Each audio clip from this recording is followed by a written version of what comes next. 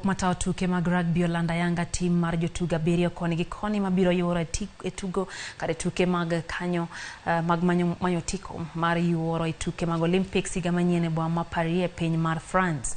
Kocha mar Shujaa Kevin Wambua nitiere kod geno ni team no nitiere kod lony mathoth kaachiel gi jotugo matindo mabiro konyo Kenya yudo loch kendo ng'ado tiko mag Olympics.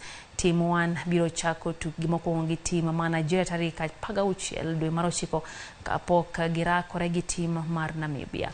Shujaa nitiere kod geno mar ng'ado tiko mar yuoro e tuke mag Olympics hide kaluwore bang' yuoro e tukego e boma mar Rio kaachiel gi Tokyo.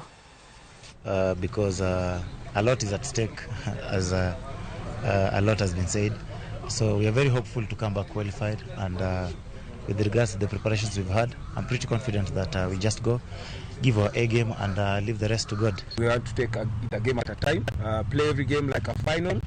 I know everybody here is focused about South Africa, but